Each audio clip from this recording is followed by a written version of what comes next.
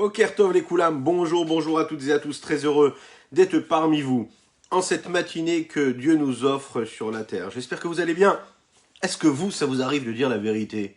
Et est-ce que quand vous dites la vérité, il s'agit vraiment d'une vraie vérité ou est-ce que c'est une vérité relative? Nous allons nous concentrer sur cette question aujourd'hui. Qu'est-ce que ça veut dire la vérité? La vérité, toute la vérité et rien que la vérité. Aïe da da da da da da da da da da ya mai da da da ya mai da da da da aïe da da da da ya mai da da da ya da da ya mai da da da ya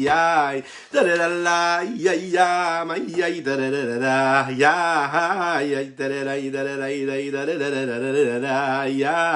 da da ya da ya mai ya Etzama tzama tzama tzama lecha nafeshi Kama kama kama kama kama lecha besari Etzama tzama tzama tzama lecha nafeshi Kama kama kama kama kama lecha besari Tedidaya Tedidalai Tedidalai Tedidadamai Tedidalai Ya mai Tedidadam Ay ay da da la da da la da di da da mai di da da mai di da da da di da da da da da it's a matza lecha nafeshi kama kama kama kama kama lecha vesari it's a matza lecha nafeshi kama kama kama kama kama lecha vesari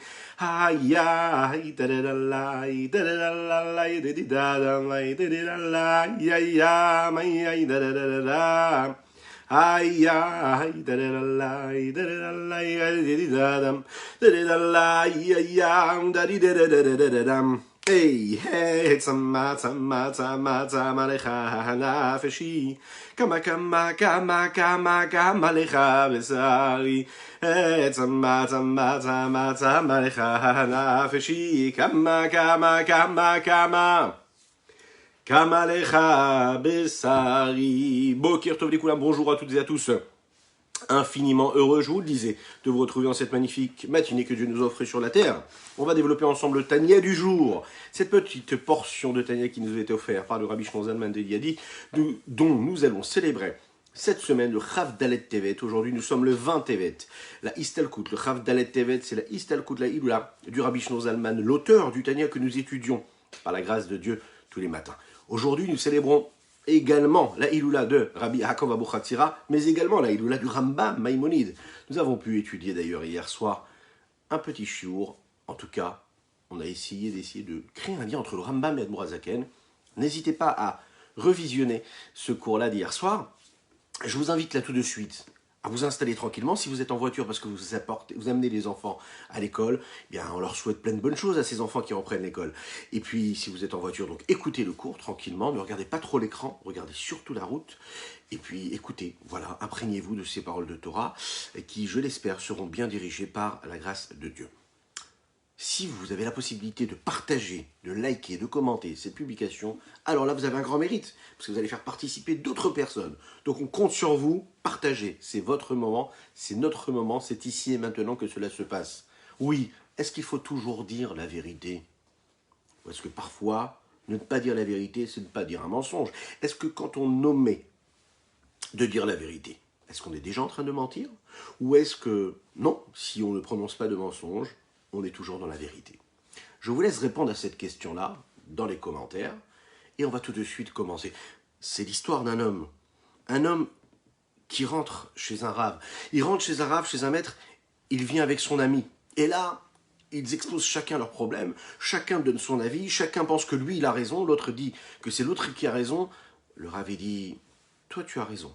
Et le deuxième, il dit, non mais c'est un mensonge, comment ça se fait que vous pouvez dire que lui il a raison, c'est moi qui ai raison. Et là le rave, il y répond, il dit, toi aussi tu as raison, toi aussi tu as raison. Et là la rabbinite, la femme du rave, qui est de l'autre côté de la maison, qui est occupée, elle entend ça et elle se dit, mais qu'est-ce qui se passe ici? C'est pas possible, d'un côté il dit oui, d'un côté il dit non, d'un côté il dit que c'est lui qui a raison, de l'autre côté c'est lui qui a raison. Elle est partie voir le rave, son mari, et lui a dit, mais comment est-ce que tu peux dire que celui-ci a raison face à l'autre, et puis l'autre aussi, face à l'autre, il a aussi raison. Comment les deux peuvent avoir raison? Le Rav a souri à son épouse et il a dit, tu sais quoi? Toi aussi, tu as raison. Vous aussi, vous souriez? Oui. En fait, la question qui se cache derrière cette histoire-là, c'est est-ce qu'il y a une seule vérité, unique, ou est-ce que chacun a sa propre vérité? Et que la vérité, alors à ce moment-là, elle est relative. Mais vraiment, est-ce que la vraie vérité est relative ou est-ce qu'il y a une seule vérité? Comment cela se passe? Quel est l'avis de la Torah sur la question? Sur la vie en général et dans la vie en général? Essayez d'imaginer vous, si chacun avait sa vérité. Est-ce qu'une société normale pouvait vivre avec chacun sa vérité? Ou est-ce qu'il faut qu'il y ait une seule vérité et que tout le monde se range derrière cette vérité-là? On va essayer de rentrer dans la profondeur de cette idée-là, de cette vérité-là. On sait aussi que souvent, et on en fait tous partie, je pense, on cherche la vérité. On cherche le chemin de la vérité, on cherche ce qu'il faut ou ce qu'il ne faut pas faire. La vraie vérité, elle est éternelle. La vraie vérité n'est pas assujettie au changement. Est-ce qu'il existe une vérité relative? Et de quelle façon cette vérité relative peut exister et peut se réaliser? Et qu'est-ce qu'il y a entre Yaakov Avinu, il va être question de Yaakov Avinu dans cette partie du chapitre 13 du Tanya, et la vérité? On sait que Yaakov, c'est le Hémet. Et pourtant, on va voir que chez Yaakov, il y a aussi une forme de relativité. Comment trouver un lien entre les deux?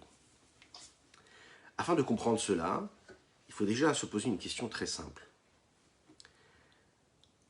De quelle façon nous décrivons le mensonge et de quelle façon nous décrivons la vérité? Alors je vous propose, vous, de me donner là dans les commentaires, ou si vous êtes chez vous, vous ne pouvez pas écrire, réfléchissez, prenez un petit crayon, un petit morceau de papier et notez quelques mots dans votre vocabulaire.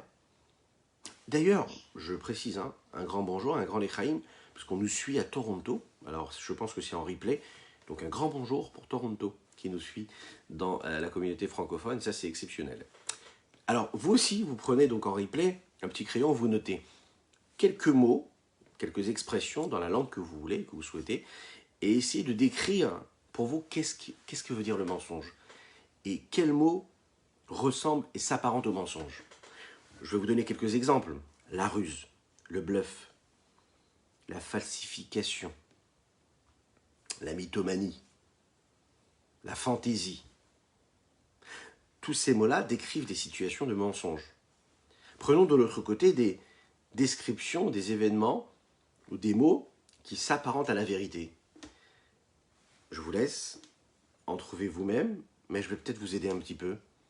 Eh bien, la justice, la preuve de vérité, être sûr de quelque chose, la réalité concrète, le pragmatisme, l'inverse du mensonge, ça, c'est la vérité.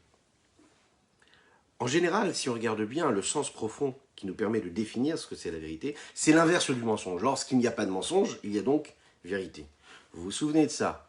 C'est un petit peu comme l'obscurité et la lumière. L'obscurité, ça n'est pas une entité en elle-même. L'obscurité, c'est un manque de lumière. Oui, il n'y a que de la lumière. Et parfois, la lumière n'apparaît pas et donc il y a cette obscurité qui s'installe. Alors, la vérité, c'est l'inverse même du mensonge. Le mensonge, c'est quelque chose qui n'existe pas véritablement.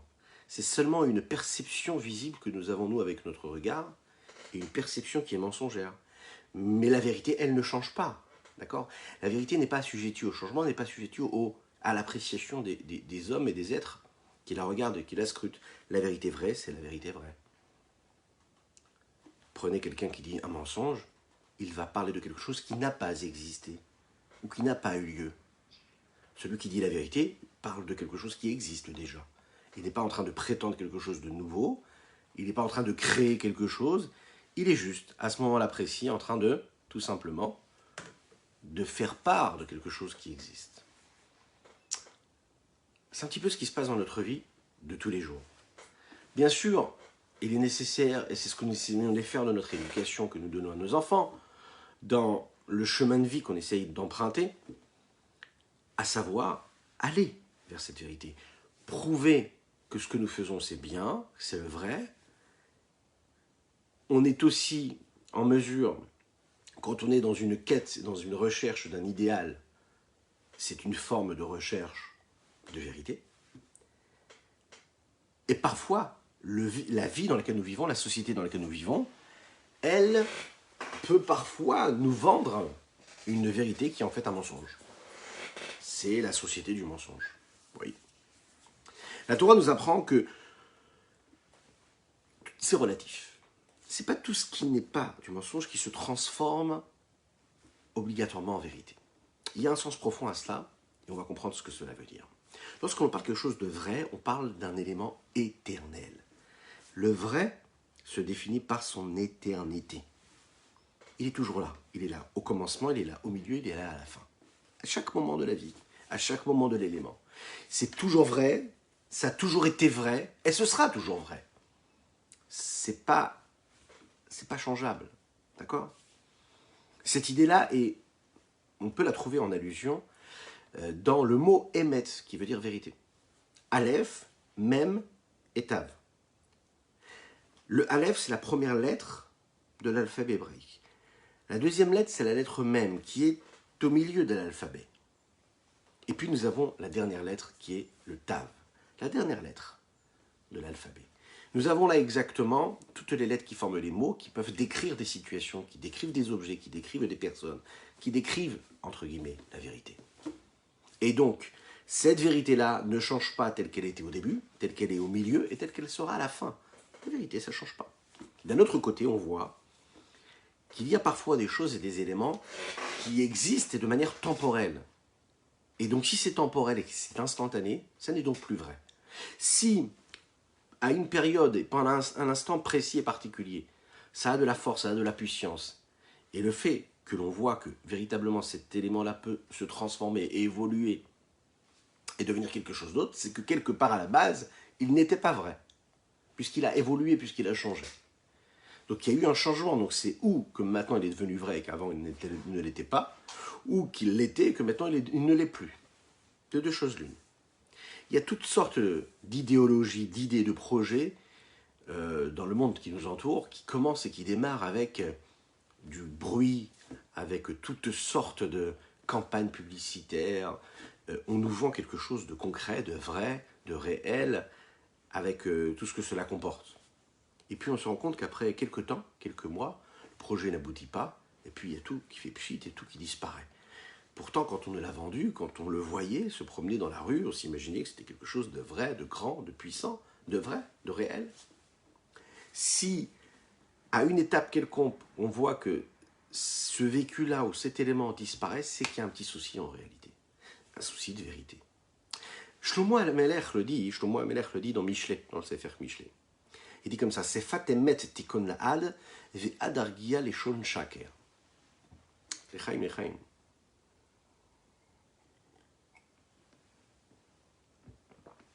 Vous savez que nous avons l'habitude de dire, quand on finit la Hamida, de dire des Tehillim, des psukim, des versets de Tehillim, juste avant le dernier Yiyu le Ratson et de Féroz Shalom, on a l'habitude de dire des psukim, des versets des Tehillim, des psaumes, qui commencent par la première lettre de notre prénom et qui terminent par la dernière lettre de notre prénom. Donc vous avez des versets, par exemple, une personne qui s'appelle David va trouver un verset dans les Tehillim qui commence par la lettre Dalet, premier mot, et puis que la dernière lettre du dernier mot termine par un Dalet aussi. Et là, à ce moment-là, il dira ce verset-là avant de faire le dernier Yiyu le Ratson de la Hamida.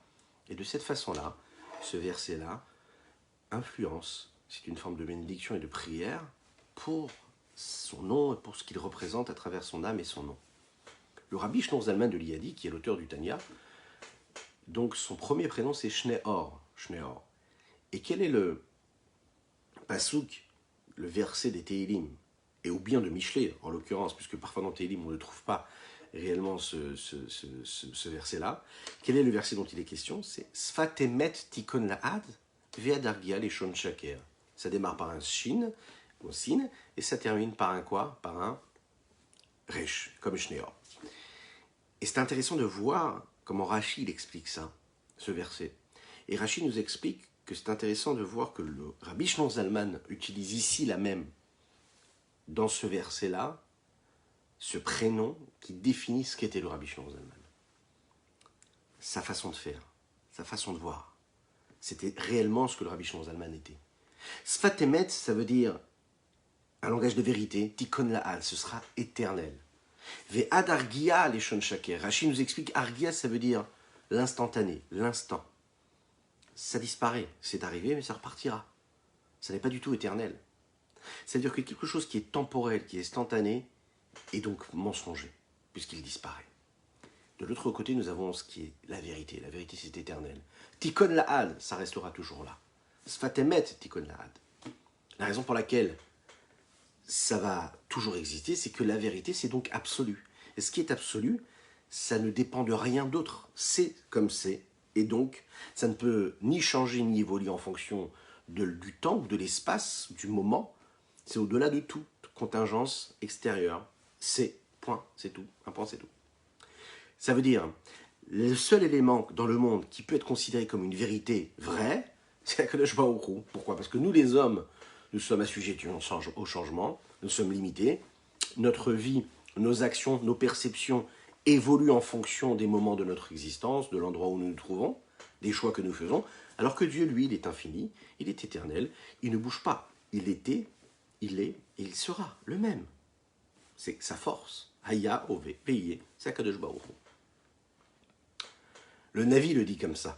Le Navi, Jérémia, le prophète, Jérémie le dit, Va Hashem Elokim Emet ou Elokim Chaim. Et Dieu, notre Dieu, c'est Emet, c'est la vérité, c'est lui, la vie, l'éternité. C'est la raison pour laquelle la Torah est appelée aussi Torah Temet. Torah Temet Natananu Baruch Asher Bachar Banu. Torah Temet, pourquoi une Torah Temet ? Parce que la Torah, c'est quelque chose qui vient de Dieu, qui lui est vérité, donc lui reflète cette vérité à travers les mots de la Torah, qui est éternelle. Tout ce qui vient d'être dit représente l'idée et l'image que nous pouvons nous faire de la définition même qui est le Benoni. L'idée centrale, cette personne-là que nous essayons de décrire depuis le début des premiers chapitres du Likutei Amarim du Tanya. C'est le modèle central vers lequel chaque homme, chaque femme, chaque personne du peuple juif doit essayer et doit aspirer à ressembler, à se rapprocher. Le Benoni, l'intermédiaire, ce n'est pas le tzaddik, nous l'avons vu. Ce n'est pas le tzaddik, parce que le tzaddik, lui, il est totalement bon. Il n'est jamais dans aucune guerre, il ne combat pas. Le Benoni, lui, il se trouve toujours sur le front. Il doit combattre. C'est pas évident, il a des guerres antérieures. Le Benoni, il est toujours en guerre, il a des montées, il a des descentes, il a des évolutions, il a des chutes. Il a parfois un emballement et parfois il a une forme de dépression. L'homme ne peut pas être un tzaddik. Parce que le tzaddik, c'est la vérité vraie, totale, constante, perpétuelle. Et ça, c'est pas évident, c'est Dieu qui est comme cela. Il y en a quelques-uns qui peuvent être des tzaddikim comme cela. Ça demande et ça nécessite quelque chose qui est infaisable, en dehors même de la réalité vraie dans laquelle nous vivons. Mais le modèle du Benoni, c'est-à-dire de l'intermédiaire, lui nous amène quand même à une question véritable qui peut nous déranger. Si on cherche véritablement la vérité, c'est que le tzaddik, lui, représente la vérité. Donc le service de Dieu doit se faire de manière fixe, stable, constante. Pourquoi ? Parce que quand on veut accomplir la volonté d'Akadosh Baruch Hu, on doit être constant, on doit être stable, et on doit être vrai. Donc il n'y a pas de soubresaut, il n'y a pas de changement d'état, il n'y a pas de changement d'état émotionnel, ni d'état d'esprit. Le Benoni, lui, on imagine qu'il est un petit peu dans cette forme de concession.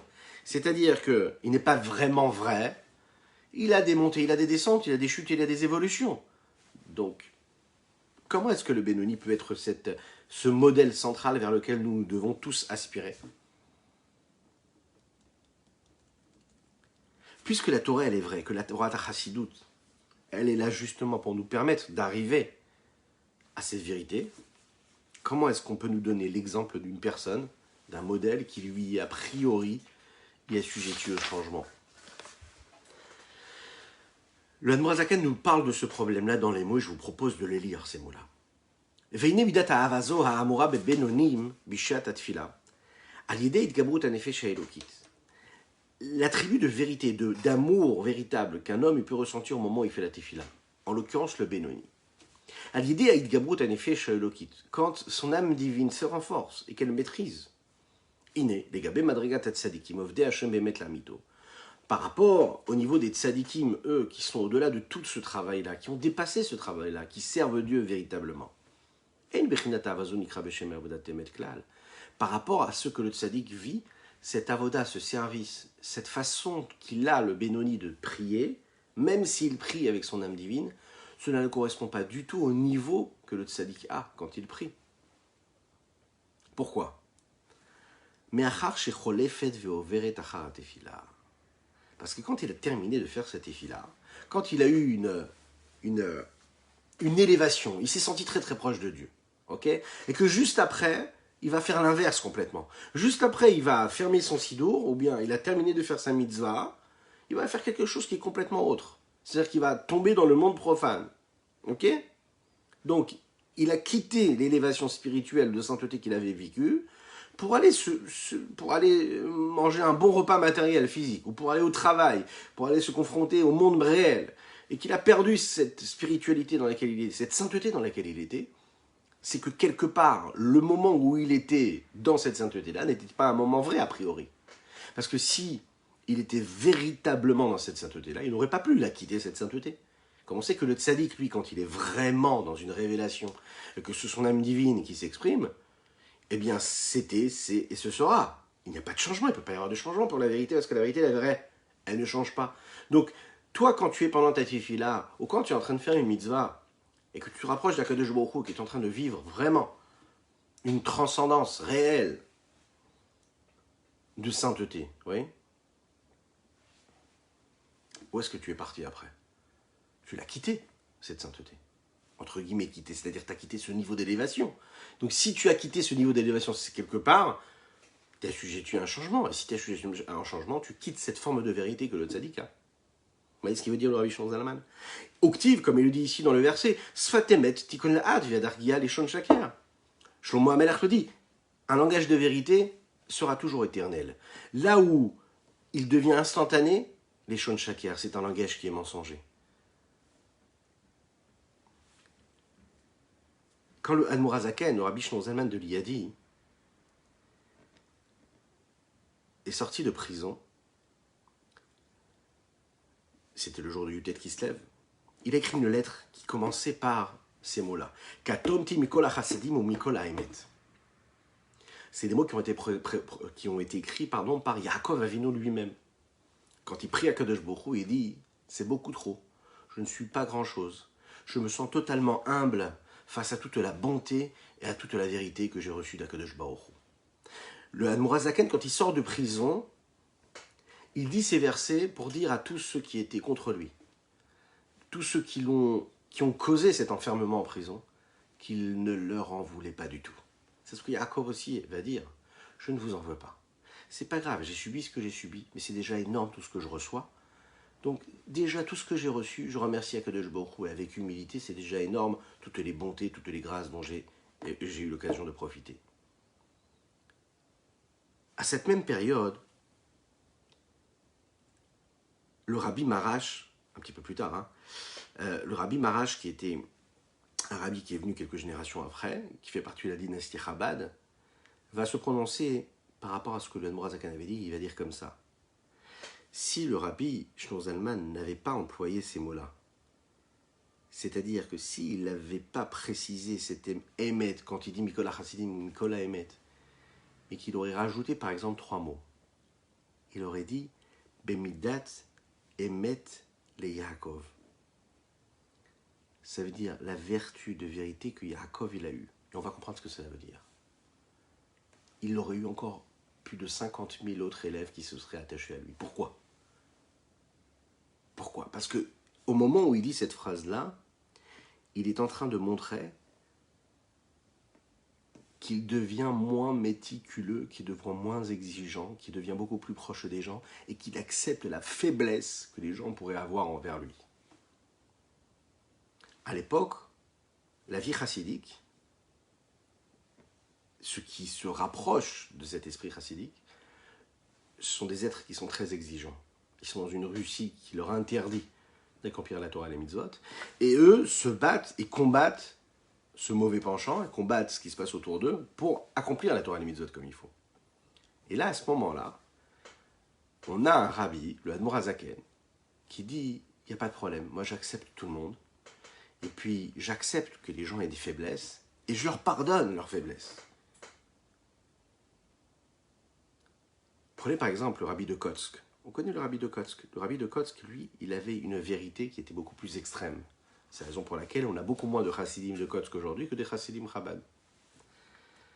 Cette idée-là extrême qu'il avait, c'est que un homme ne doit pas avoir des chutes et des remontées. Il ne doit pas avoir des chutes et des élévations. Un homme, il doit être constant. C'est pas du tout l'approche que Chabad peut avoir, que la Chassidut Chabad peut avoir, ou que la Chassidut Lubavitch prône. Non, nous sommes des hommes, nous sommes humains, et donc on a parfois des moments où on s'élève, et parfois des moments où on tombe un petit peu plus bas. Et le fait que l'on soit dans ces moments de chute-là ne veut pas dire que nous ne sommes pas dans la vérité. On est dans une forme de quête. Le Admor Hazaken, le Rabbi Shlomo Zalman, nous apprend que chacun peut servir Dieu béhémet véritablement. C'est-à-dire en fonction de ses capacités. Et c'est ça qu'il va nous dire ici. Chacun a la capacité d'être vrai avec les forces qu'il a en lui. Alors, est-ce que la vérité, elle est unique, ou est-ce que la vérité est relative? Si vous voulez, l'autre côté de la médaille, le revers de cette médaille-là, de cette vérité-là, c'est-à-dire que entre ce qui est souhaitable et ce qui est convenable, et ce qui est réel, ok, il y a vraiment une grande différence. C'est pas si évident de se rapprocher de la vérité vraie.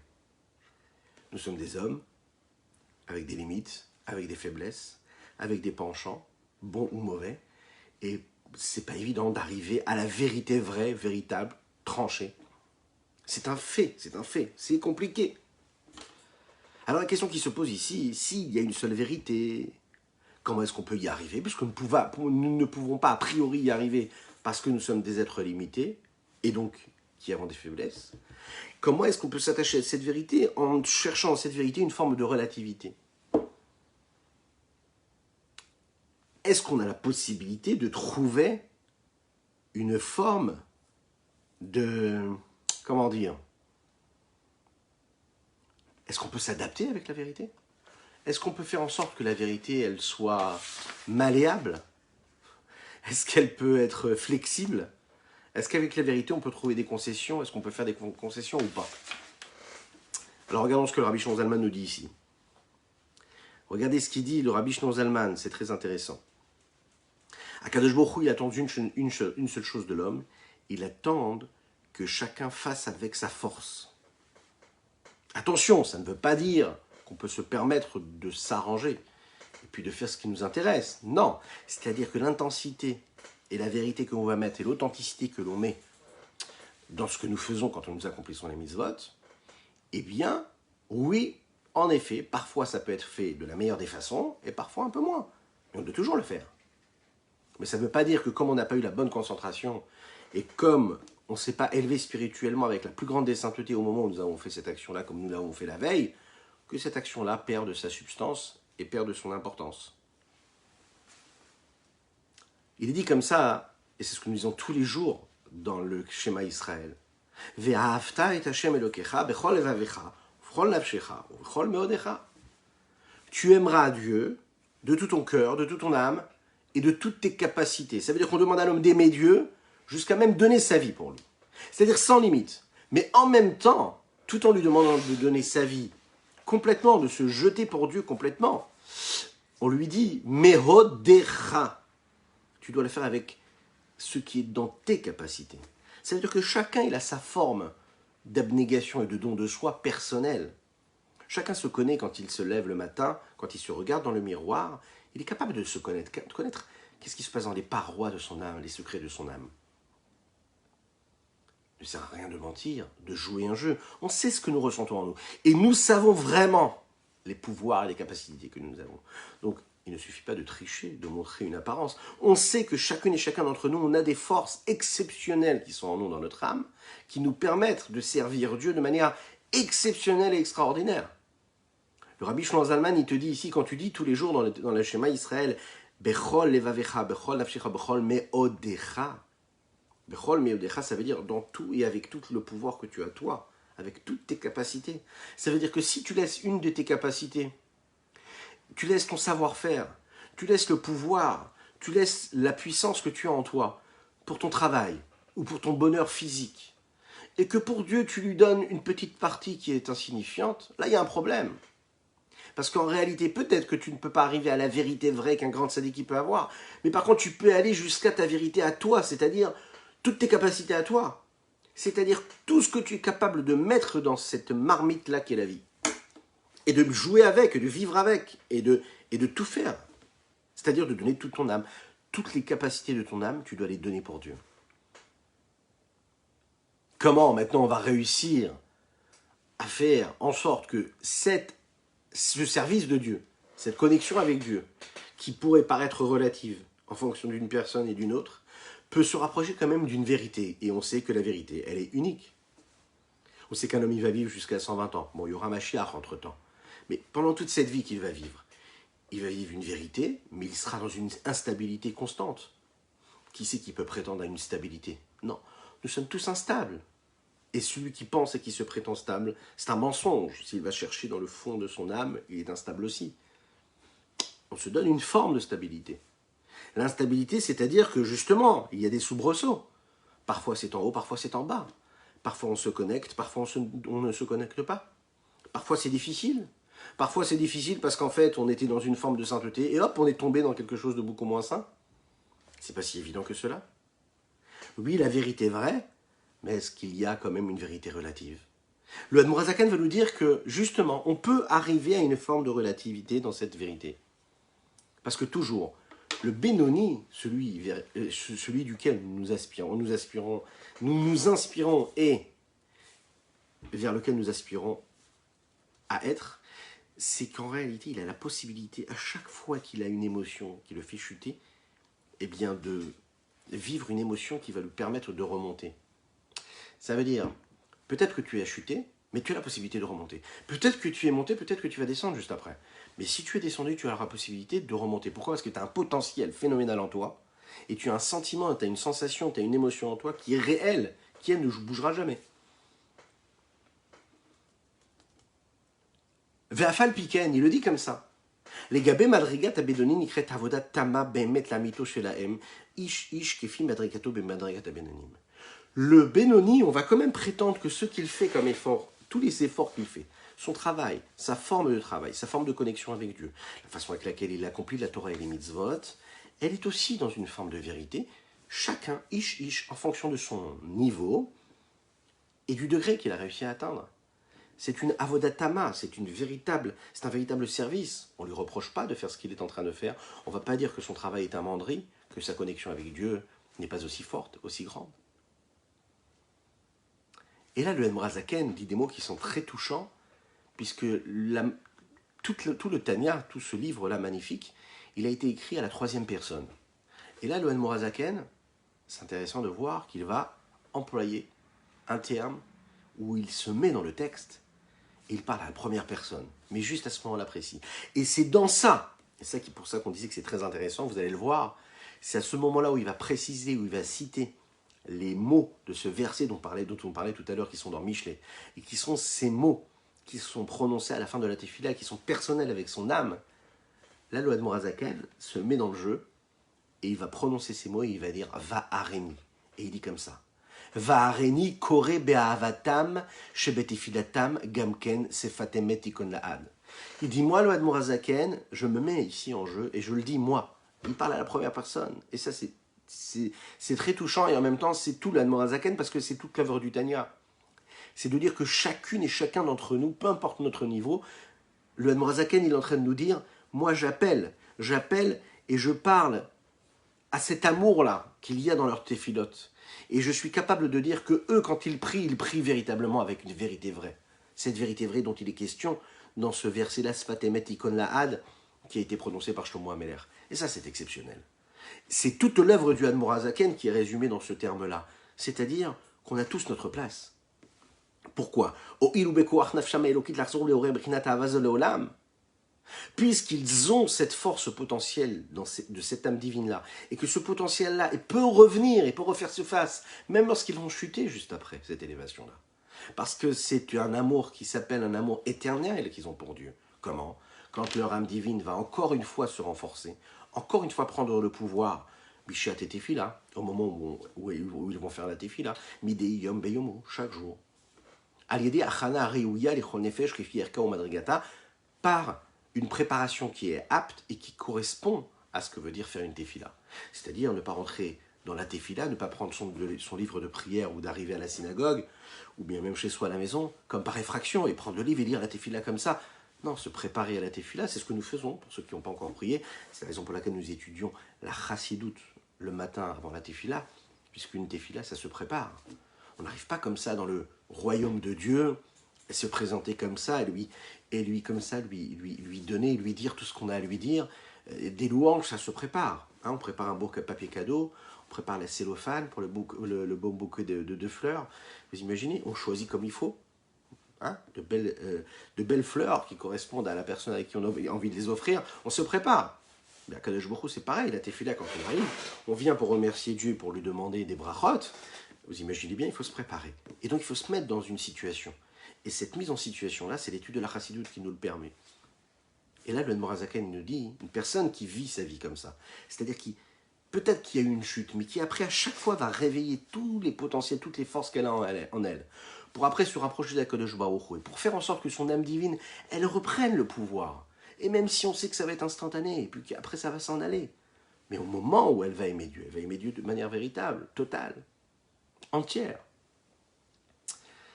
Cette idée-là que chacun en fait a un niveau particulier, et que mon niveau à moi, il ne correspond pas au niveau de l'autre.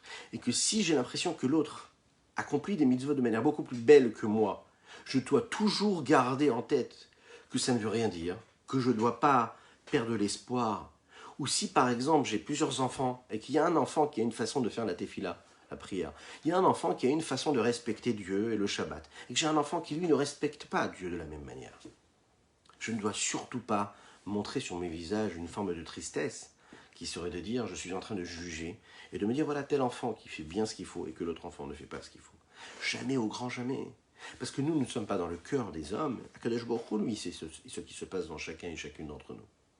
Et donc, la forme que l'on obtient en fonction des efforts que nous fournissons de connexion avec Dieu, elle ne se vit pas à travers une reproduction et en mimétisant ce que l'autre peut vivre. On a chacun notre approche, chacun on a notre âme. La seule chose, c'est qu'on doit le faire avec les lois qui nous sont données dans la Torah. Mais après, chacun, il a sa connexion avec Dieu. Il y a cette fameuse idée-là qui est donnée dans cette citation qui est donnée par le rabbi de Kotsk, l'Admour de Kotsk. Il disait comme ça: si moi je suis moi parce que toi tu es toi, et que toi tu es toi parce que moi je suis moi, alors moi, ce que je suis moi, je ne suis pas moi, et toi, tu n'es pas toi. Mais si je suis moi parce que toi tu es toi, si je suis moi parce que moi je suis moi, et que toi tu es toi parce que tu es toi, alors à ce moment-là, je suis moi et toi tu es toi. Est-ce que vous avez suivi? Si vous avez suivi, je vous invite à tout de suite le noter dans les commentaires. Allez, c'est parti, c'est à vous de jouer. Qu'est-ce qu'elle dit, cette citation-là du rabbi de Kotsk, du Admour de Kotsk? Elle veut dire que chacun, en fait, il est ce qu'il est. On ne doit pas chercher à copier l'autre. Si toi, tu es ce que tu es toi, parce que l'autre, il est ce qu'il est lui, d'accord, c'est parfait. Mais si je suis moi parce que toi, tu es toi, c'est-à-dire que je me définis en fonction de ce que toi, tu es, et que toi, tu te définis en fonction de ce que je suis moi, alors qu'est-ce qui se passe? Je ne suis pas moi, et toi, tu n'es pas toi. Parce que tout ce qui fait ce que je suis, c'est ce que tu es toi. Et tout ce que tu es toi, tout ce qui définit ce que tu es toi, c'est parce que je suis moi. Maintenant, si je suis moi parce que véritablement je suis moi, indépendamment du fait que toi tu es toi, et que toi tu es toi indépendamment du fait que moi je suis moi, alors moi je suis moi et toi tu es toi. Oui, je n'allais pas le faire, je n'allais pas dire je suis moi et toi t'es toi. Bon. Non, il ne faut pas se taire. Baruch haba, Baruch haba, Baruch haba. Donc en fait, chacun il a sa façon. On ne doit pas chercher à copier l'autre. Chacun il a sa vérité relative. Hein, ok. Et comme on a l'habitude de dire, l'essentiel c'est de viser le bon objectif. Et de suivre ce que les Chachamim, nos sages, nous ont demandé de faire. Et de ne jamais perdre l'espoir en se disant « Ah oui, mais j'ai l'impression que je ne suis pas aussi fervent dans ma prière par rapport à celui qui est à côté de moi. » Ne juge pas, ne te pose pas ces questions-là. Peu importe. Ce qui est important, c'est ta vérité. Est-ce que toi, tu la connais, ta vérité? Tu sais si tu as mis Bechol Meodecha, si tu as mis toutes tes capacités dans cette concentration, si tu as mis tout ce que tu pouvais faire dans ce que tu fais dans ton Shabbat, dans ta cache-route, dans la pureté familiale. Est-ce que tu es sincère? Est-ce que tu fais tout ce que tu peux faire pour être le plus pur possible? Ou est-ce que tu rentres comme ça dans une forme de... Allez, non, vraiment vrai, il n'y a que toi qui peux le savoir. Dans ton cœur, est-ce que tu fais vraiment Shabbat avec toutes les forces que cela nécessite et tous les efforts que cela nécessite?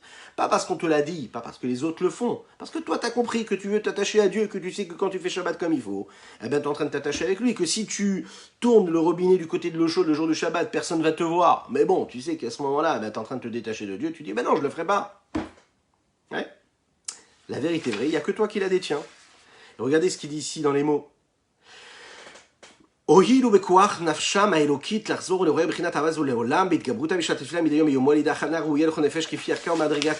en fonction de son niveau. Pourquoi?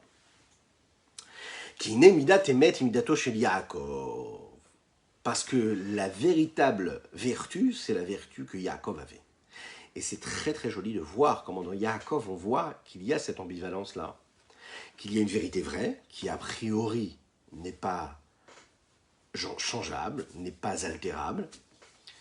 Et pourtant, on va voir que cette vérité-là, chez Yaakov Avinu, elle va avoir aussi une apparence avec une forme de combinaison, une forme de flexibilité. Et pourtant, la vérité n'est pas censée être flexible. Les chaim pour le café, les chaim.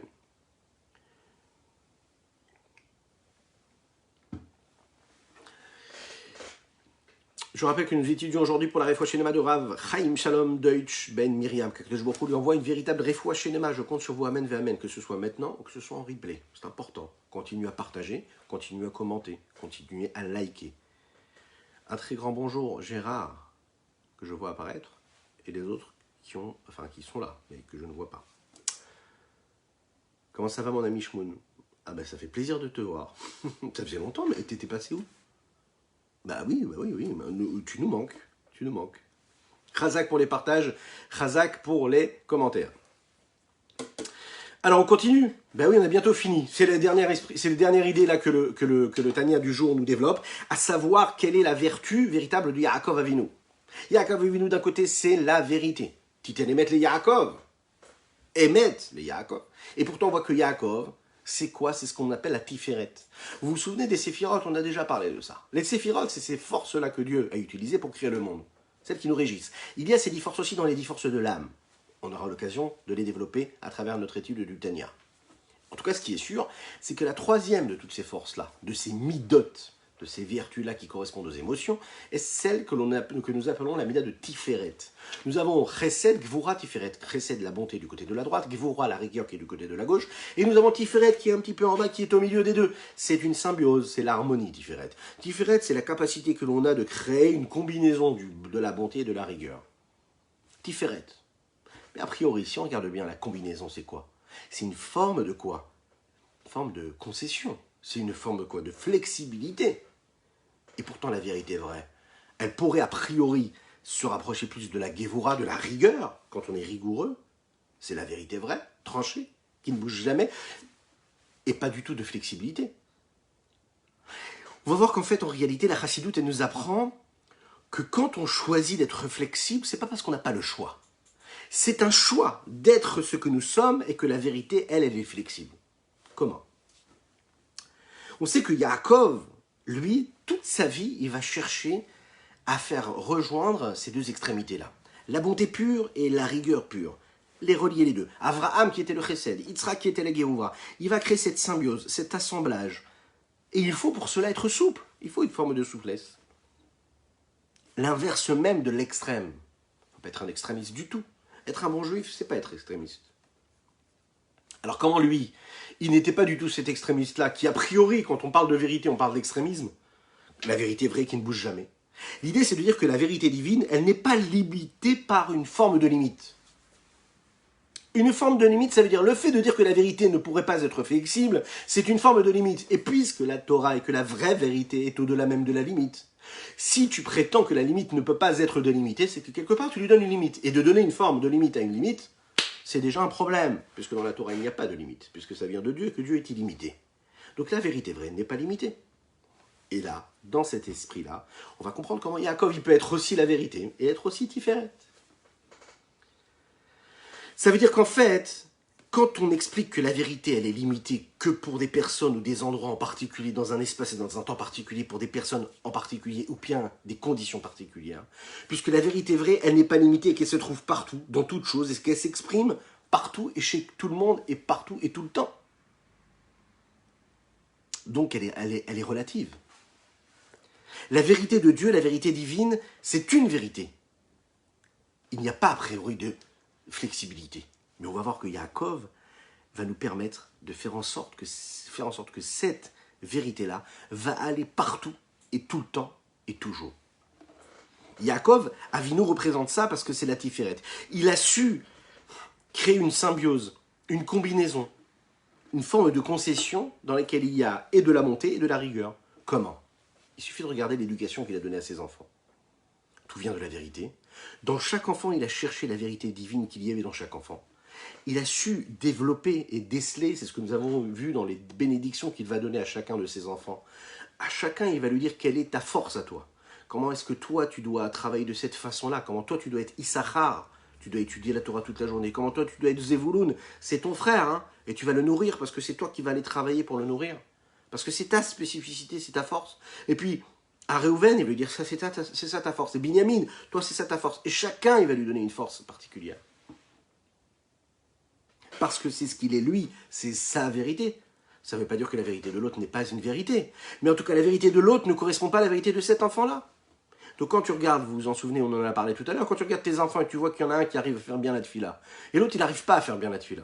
Par contre, lui, il arrive plus à compter facilement. Il arrive plus à ressentir une émotion particulière lorsqu'il fait tel ou tel élément, il vit tel et tel événement de judaïsme.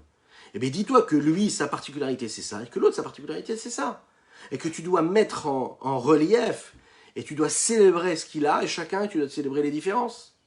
C'est ça qu'il faut faire, c'est ce qu'il a fait Yaakov. Parce que quand tu vois que cet enfant-là a une aptitude, il a son Bechol Meodecha, ça veut dire de quelle façon il s'exprime, c'est à travers ce trait de caractère, eh bien la seule chose que tu dois faire toi en tant que papa ou en tant que maman, c'est de le pousser et de l'encourager dans ce qu'il est bon, dans sa particularité. Et pas te dire, ah ben non, mais il doit être bon dans le reste aussi des sujets, comme tous les enfants. Non, pas du tout, ne cherche pas à faire ça. C'est un combat qui est perdu d'avance. Parce qu'après là, cet enfant-là, il va s'écarter de sa vérité pour ressembler à la vérité qui est universelle. Et nous ne nous voulons pas d'une vérité universelle. Nous voulons d'une vérité vraie qui est le message de Dieu, mais qui est relative à chacun. La Torah est appelée Torah Temet. La Torah, elle est éternelle. Et il n'y a pas donc de changement à la Torah. Il n'y a pas de réforme à la Torah. La Torah, c'est la Torah. D'un autre côté, on sait que la Torah, elle correspond, elle s'adapte à chaque situation du monde, à chaque événement. Elle s'adapte à chaque siècle dans lequel nous vivons.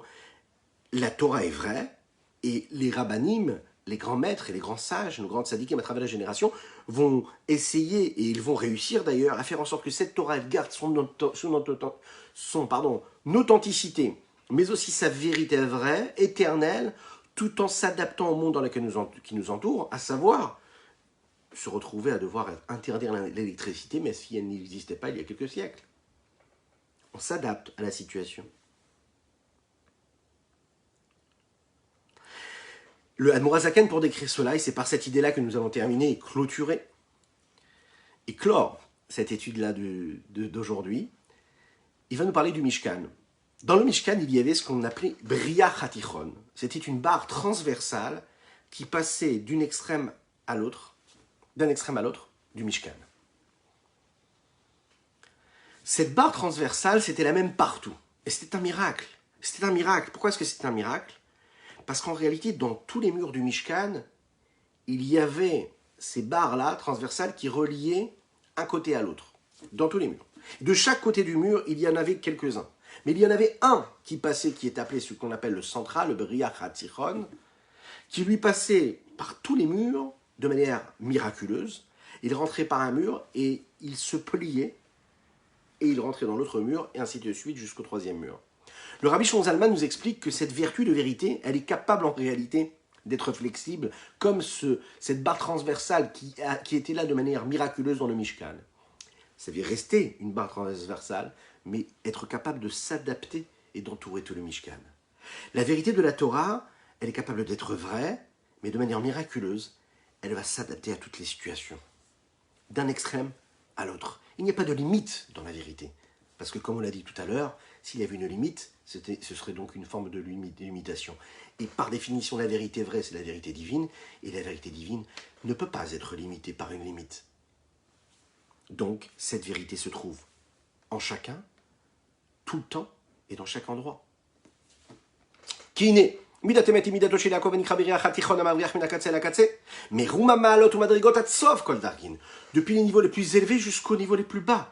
C'est cette vérité-là qui correspond à cette barre transversale qu'il y avait dans le Mishkan. Uvechol ma'ala umadriga, mavriach tor nekuda ha'emtzait, she'i nekudat ubichinat midatemet shela. Et dans chaque niveau, dans chaque degré, à ce moment-là, il y a le point essentiel et culminant de cette vérité-là qui va se révéler en étant sa vérité, qui imprègne et qui influence le niveau de chacun. Il faut savoir que la vérité, c'est quelque chose que l'on reçoit, cette vertu-là. C'est un niveau et une vertu que nous recevons en héritage, sans limite. Il n'y a pas de mesure à donner dans l'élévation jusqu'au plus haut des degrés d'élévation. Ou bien des niveaux des élévations et des degrés qu'il y aurait du côté bas. Et elles sont considérées comme rien, comme néant, comme rien, comme nihilo, total, par rapport aux niveaux qui sont plus élevés. C'est partout pareil, quelque part. Seulement, ça se révèle différemment. Et c'est toujours la même vérité. Comme il est connu pour ceux qui connaissent le chen. Chen, c'est quoi? C'est chokhmat anistar, c'est-à-dire la sagesse cachée, la sagesse voilée, la chokhma de la Kabbalah.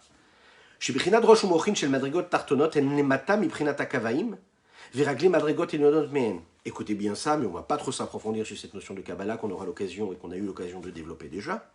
Le niveau de la tête et du cerveau, de la partie cérébrale, des niveaux les plus bas, sont bien plus bas que les niveaux des talons et des pieds des niveaux les plus élevés. Ok? Comme il est dit, comme les Chachamim nous disent, Raglé achayot keneged kulam, ces pieds-là, qui correspondent aux chayot, c'est l'image que l'on pourrait donner de ces chayot-là célestes, encore une fois on en développera à l'occasion, représentent ce niveau-là. Tout ce qui est plus bas représente tout ce qui est plus haut, tout ce qui est plus haut représente tout ce qui est plus bas. Et en fait, c'est la vraie vérité, le même point culminant qui se diffuse partout.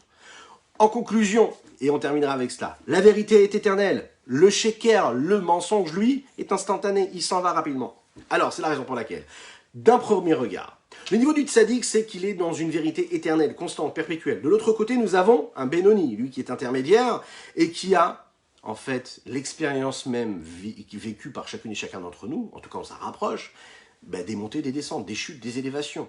Hein, on évolue, et puis après, des fois, on se rabaisse, et puis on se relève, et puis après, on retombe. Ça, c'est ce qu'on appelle le sfat emet, le langage de la vérité. Et pourquoi est-ce qu'on appelle ça le langage de la vérité? Parce que la vérité vraie, la vérité divine, c'est celle qui ne bouge jamais, dans tous les endroits, dans tous les instants, dans tous les moments, et chez chacune et chacun d'entre nous.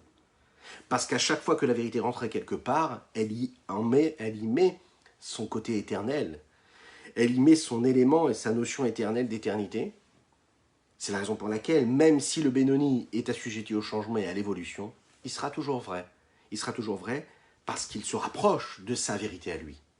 Mais ce qui n'empêche pas que la vérité du tzaddik, elle, est bien au-dessus de cette vérité-là, puisqu'elle est dépasse complètement toute ce forme de changement-là. La seule chose que j'aimerais vous souhaiter, c'est que l'on puisse être vrai. Soyez vrai. Qu'Akadosh Baruch Hu vous bénisse et qu'il vous protège. Qu'on puisse passer une bonne semaine, Shavua Tov ou Mazal Tov. Que vous puissiez vivre que de bonheur, de la joie, de la réussite infinie, matérielle, spirituelle, qu'on puisse se voir Bezrat Hashem ce soir pour notre rendez-vous du soir, à 21h, pétante, si Dieu veut. Et ça, que ce soit donc au Beth Amikdash, avec le Mashiach, puis qui est les Kohanim, les Lévim, et qu'on puisse faire ça tranquillement avec le Admor Hazaken, avec le Rambam, avec Rabbi Yaakov Abuchatzira, et puis avec tous nos êtres chers. Ça serait sympa, quoi. Hein? Qu'est-ce que vous en pensez? N'oubliez pas d'allumer une petite bougie, c'est important pour le Rambam, pour Rabbi Yaakov Abuchatzira. Puis passez une bonne journée. Étudiez un peu de Rambam aujourd'hui, c'est important, c'est important. Rattachez-vous à son étude-là, qui concerne toutes les parties de la Torah. Et puis, à très bientôt. Je compte sur vos partages, sur vos likes et sur vos commentaires. Et on me dit, vous êtes de plus en plus nombreux, et ça, c'est extraordinaire. À très bientôt. Ashreino, Ashreino, Ashreino, Matoi Chelgeino, Ashreino, Ashreino, Matoi Chelgeino. Ashreino, Ashreino, Ashreino, Matoi Chelgeino, Ashreino, Ashreino, Matoi Chelgeino, Manaim, Manaim Goy Galeno, Maya, Maya, Vayim Jadeino.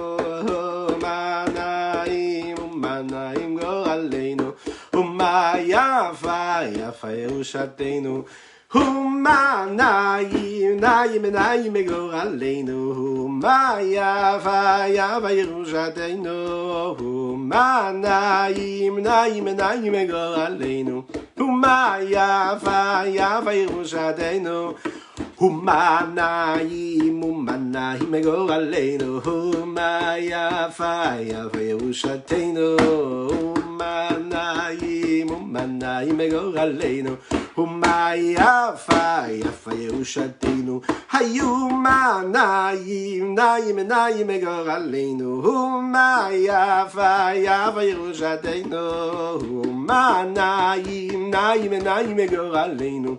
Huma yafa, yafa Yerushalaynu. Excellente journée.